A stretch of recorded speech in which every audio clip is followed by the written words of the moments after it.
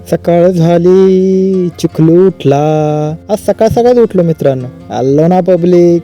आज आपल्या शेतामध्ये ना, आज नाही म्हणता येणार पण खूप गवत झाले. हे पहा, नुसतं ना रोप कोणतं आणि गवत कोणतं हेच कळत नव्हतं. मग काय, तुमच्या भावाने एक मिनी ट्रॅक्टर मागवला, पण तो मिनी ट्रॅक्टर पण थोडासा साईजने मोठाच होता.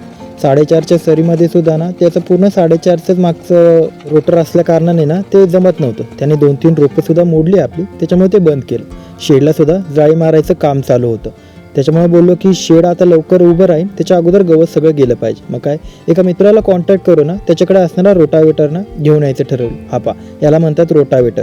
हा रोटावेटर काय करतो की जमिनीमधून ना जे गवत आहे ना ते रोटरून ना त्याची जी मुळं आहेत ना ती लूज करून टाकतो, किंवा ते पूर्ण जे गवत आहे ते बाहेर काढतो. त्याच्यामुळे आपल्याला खूप फरक पडतो. त्याचं प्रोटीन वगैरे आणलं, म्हणजे पेट्रोल वगैरे आणून वगैरे ठेवलं आणि हे गवत बघून घ्या. आता हे सगळं गवत ना आपण खुरपायला बायासुद्धा घेणार होतो, पण एवढ्या सगळ्याची त्याची काही गरज नव्हती. फक्त नंतर ज्या सऱ्या आहेत ना त्या आपण नंतर खुरपून काढणार होतो. मग ह्याच्या वरच्या ज्या बेडवरच्या जे गवत आहे ना हे सगळं ह्या रोटावेटरनेच काढून घेणार होतं. मग काय, तुमच्या भावाला काही सवय नव्हती, पण घेतलं तुमच्या भावाने हातात.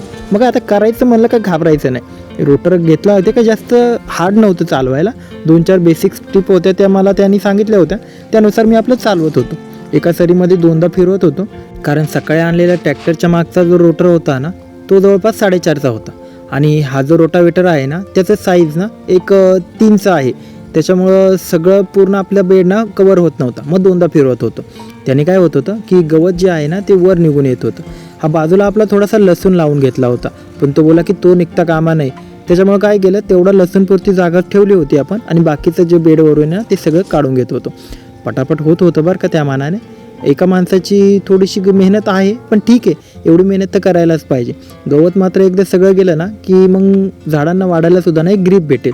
कारण की हे जे गवत आहे ना ते एक प्रकारे झाडांचं अन्न पळवतात असं आपण म्हणू शकतो. त्याच्यामुळं ते काढून घेणं खूप गरजेचं होतं. त्याची बाबा भूक लागली त्याला पण. मग त्याला पण बोललो की चल भाई, तुला पण ड्रिंक पास, तू भी काय याद करेगा मेरे को. असं त्यांनी पण असं गट अख्खी बाटली संपवली. अख्खी म्हणण्यापेक्षा जवळपास 6-8 लिटर त्याला पूर्ण पेट्रोल लागलं, पूर्ण बरं का. रात्रीचं मग त्याला घरी घेऊन गेलो आणि बघतो तर काय, एक पाहुणा मित्र मला भेटायला आला होता आणि बसला होता आपल्या घराच्या वरच. मग बोललो की भाई, याला तर आपल्याला हातात घ्यायलाच पाहिजे. मग तुमचा भाऊ थोडे ऐकतोय. घेतला ना भाऊनी लगेच हातामध्ये पकडून. त्याला पण बोललो की बाहेर थंडी आहे, आजचे दिवस तू थांब माझ्यापाशीच, असं म्हणून त्याला घरात घेऊन गेलो. आणि दाणापाणी टाकून ना 1 दिवसासाठी त्याला आपल्याकडेच मुक्काम होता आज त्याचा मुक्काम आहे आपल्याकडे. तुम्ही तुमचा मुक्काम आता कुठं करायचं आहे बघा. भेटूयात उद्या. बाय.